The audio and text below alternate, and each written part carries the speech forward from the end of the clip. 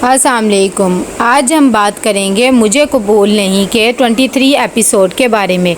तो वीडियो शुरू करने से पहले हमारे चैनल को सब्सक्राइब कर लीजिए अगर अभी तक आपने नहीं किया, ताकि हमारी हर न्यू वीडियो आप तक पहुंच सके। यहाँ पर नुदरत आती है मायरा के पास और उसे कहती है कि कोई बात नहीं, अगर सलमान तुम्हारे साथ ऐसा भी है तो तुम उसको सही कर लो। तो वहाँ पर उसे वो बताती है मायरा कि ये कोई छोटा बच्चा नहीं है कि जिसे मैं सही कर लूँगी, वैसे भी आप जानती है वो अपनी फितर नहीं बदलेगा, तो प्लीज़ अम्मी मुझसे ऐसी बातें ना किया करें।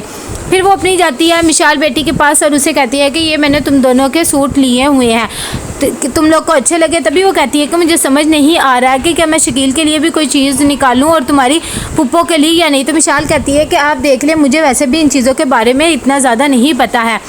इतनी देर में नुदरत उसे कहती है कि मैं तुम्हें ये बात कहना नहीं चाहती थी, लेकिन फिर भी देखो तुम बड़ी हो और अपनी बहन का वहाँ पर बहुत ज़्यादा ख्याल रखना, तुम्हें तो पता ही है ना सलमान और उसके बारे में। तो कहती है आप टेंशन ना ले। नुदरत कहती है मुझे टेंशन तो नहीं होती, लेकिन जब मैं उसे देखती हूँ तो मुझे बहुत ज़्यादा फिक्र होती है। मैं तुम्हें सिर्फ इसलिए कह रही हूँ क्योंकि तुम समझदार हो।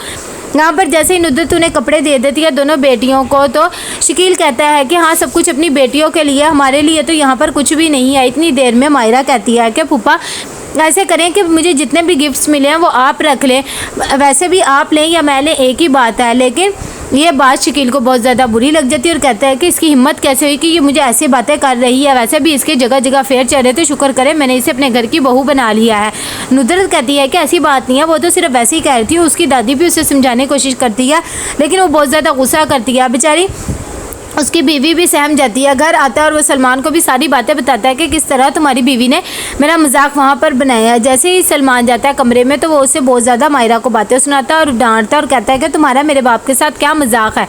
मायरा कहती है कि कोई भी मजाक नहीं। अच्छा ठीक है, मैं माजरत करती हूँ कि मेरे से गलती हो गई, लेकिन मेरी ऐसी अटेंशन नहीं थी। तब वो कहता है कि आज के बाद मैं ना देखूं कि तुमने उनसे बदतमीज़ी की है। मायरा कहती है कि ठीक है, आपने मेरी अम्मी से भी नहीं बदतमीज़ी करनी, अगर आप ऐसा करेंगे तो मैं भी ये सब करूँगी। ये सब बातें छुप के उनकी मिशाल भी देख रही होती है और सुन रही होती है कि किस तरह वो रूड बिहेवियर से उससे बात कर रहा था। इतनी देर में सलमान को गुस्सा आता है और वह मायरा को थप्पड़ लगा देता है। मिशाल को ये बात बहुत ज़्यादा बुरी लगती है और वो कमरे में जाकर अरसलान को कहती है कि आपको अपने भाई को समझाना चाहिए था, आज तो उसने मायरा पे हाथ तक उठा दिया। अरसलान उसे कहता है कि देखो वो मियाँ बीवी का मामला है, तुम्हें इसमें नहीं बोलना चाहिए, वैसे भी मायरा ने आज अच्छी हरकत नहीं की, अब्बा से इस तरह बातें करना उसकी बनती नहीं है। इतनी देर में सलमान बाहर आकर स्मोकिंग कर रहा होता है।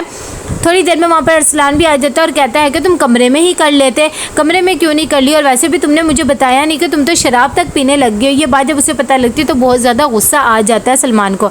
यहाँ पर नुदरत को उसकी अम्मा कहती है कि देख लो तुम्हारी बेटी ने आज किस तरह की हरकत कर दी, मैं तो सोच भी नहीं सकती थी, मुझे लगता था कि इतनी ज़्यादा समझदार है, तुम बेटियों को अपनी लगाम दे के रखा करो। नुदरत बेचारी खामोश हो जाती है और वो कहती है कि आप तो जानती हैं कि मायरा ने वैसे ही बात की है। यहाँ पर आतिर बहुत ज़्यादा परेशान होता है, बीच में बैठा होता है और उसे सब बातें याद आ रही होती है कि मायरा की शादी पे वो पहुंच नहीं सका आसानी से, कि इतनी देर में वहाँ पर सलमान उसे लेकर आता है मायरा को गुस्से से, और गाड़ी बहुत ज़्यादा रैश ड्राइविंग कर रहा होता है। मायरा उसे बहुत ज़्यादा पूछती है, वो भी उसे उसी बीच पे लेकर आता है। दोनों बहुत ज़्यादा लड़ रहे होते हैं और उसे मारने लगता है कि इतनी देर में आतिर भी वहाँ पर आ जाता है और कहता है कि तुम्हारी हिम्मत कैसे हुई कि तुम इस पर हाथ उठा रहे हो, मैं पुलिस को बुला लेता हूँ। और वो फिर सलमान पर हाथ उठाता है और उसको मारता है। ये बात जानकर मायरा उसे कहती है कि प्लीज़ तुम यहाँ से चले जाओ, ये हम मियाँ बीवी का मामला है, तुम्हें इसमें पढ़ने की बिल्कुल भी ज़रूरत नहीं है। वो उसे कहता है कि तुम देख नहीं रहे, लेकिन वो उसे बहुत ज़्यादा डांट देती है और कहती है कि तुम्हें इसमें बोलने की ज़रूरत नहीं। आतिर बेचारा चुप हो जाता है और वहाँ से खामोशी से चला जाता है। जैसे ही ये लोग घर जाते हैं तो सलमान को बहुत ज़्यादा गुस्सा आता है। घर वाले जब उसकी यह हालत देखते हैं तो शकील फिर से बोलने लग जाता है कि देख लो अब इसका आशिक ये काम करेगा, पहले भी मेरे बेटे को हॉस्पिटल तक पहुँचा चुका है, अब ये सब कर रहा है, मैं तो ये सब बर्दाश्त नहीं करूँगा।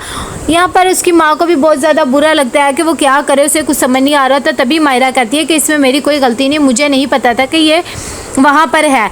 वो ये कह के गुस्से से चली जाती है तो शकील कहता है कि देख लो एक तो गलती करती है, ऊपर से ऐसी हरकतें करती है। मिशाल को कहता है कि अब जाके अपनी माँ को भी बताना और आइंदा से इसका साथ नहीं देना, बल्कि तुमने अपने ससुराल वालों का साथ देना है। जब कमरे में चले जाते हैं दोनों तो सलमान उसे कहता है कि ये देखा तुमने उसने क्या किया। मायरा कहती है कि मुझे ना बताओ, वैसे भी मैंने कौन सा उसे यहाँ पर बुलाया था और मुझे क्या पता था, जो भी है आप मुझे कहते रहते हैं।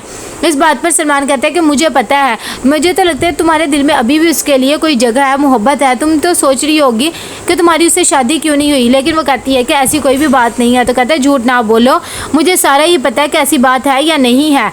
लेकिन वो उसे समझाने की बहुत कोशिश करता है, लेकिन वो नहीं मानता। तो कहता है अच्छा ठीक है, लाइट बंद कर दो, मैंने सोना है। यहाँ पर आतिर बहुत ज़्यादा परेशान होता है, उसे कुछ भी समझ नहीं आ रहा होता कि मायरा के साथ क्या हो रहा है। उसे तब याद आता है कि मैंने इसके लिए स्टैंड लिया तो इसने मुझे फिर भी मना कर दिया। यहाँ पर जब नाश्ता कर रहे होते हैं अरसलान और मिशाल, तभी आकर रिमशा उन्हें नाश्ता वगैरह देती है और बहुत अच्छी बन जाती है। जैसे वो नाश्ता दे के जाती है, अरसलान कहता है कि तुम्हें अपनी बहन को समझाना चाहिए कि ये सब क्या हरकतें कर रहे हैं। तब मिशाल कहती है आपने खुद ही तो कहा था इन दोनों के मामले में हमें नहीं बोलना।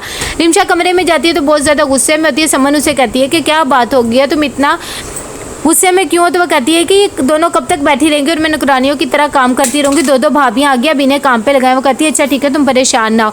नुसरत जैसे ही अपनी यूनिवर्सिटी में जाती है तो वो नजीब के पास जाती है और उसे एक डायरी गिफ्ट करती है और साथ ही उसे कहती है कि मैं आपके पैसे भी दे दूंगी। नजीब कहता है कि ऐसी बात नहीं है, वैसे भी हम दोनों में ये बेतकल्लुफ़ी की रिश्ता अब ख़त्म हो जाना चाहिए, हम दोनों एक अच्छे दोस्त हैं। नुसरत कहती है कि हाँ ये बात तो आप ठीक ही कह रहे हैं, चले बाकी रकम मैं आपको दे दूँगी, जो बची है ये तो रख लेंगे। यहाँ पर जैसे ही आतिर का बाप अपने ऑफिस में आता है तो वो कहता है कि मायरा को जो गाड़ी दी थी वो वापस क्यों नहीं लिया, वो कंपनी की पॉलिसी में शामिल थी और अब उन्होंने जॉब छोड़ दी है, तो अब उनसे गाड़ी ले लेनी चाहिए और ये आज ही काम हो जाना चाहिए, वरना मैं आपकी सैलरी से ये कटिंग करूँगा। लेकिन उनका मैनेजर कहता है कि मैंने तो आतिर साहब की वजह से नहीं किया था। लेकिन खैर वो चुप हो जाता है, वहाँ से जाता है और वो कॉल कर देता है मायरा को और उसे कहता है कि आपने ये जॉब छोड़ दी है तो आपको गाड़ी वापस कर देनी चाहिए थी। मायरा जैसे ही फ़ोन उठाती है तो वो कहती है कि हाँ मैं आपकी बात समझ रही हूँ, मैं आपको थोड़ी देर तक बात करती हूँ। लेकिन वो कहता है कि आज आप मुझे बता दें। इतनी देर में वो बातें कर ही रहते हैं कि रिमशा आती है और उसका फ़ोन नीचे करती है और कहती है कि अम्मा आपको बुला रही हैं।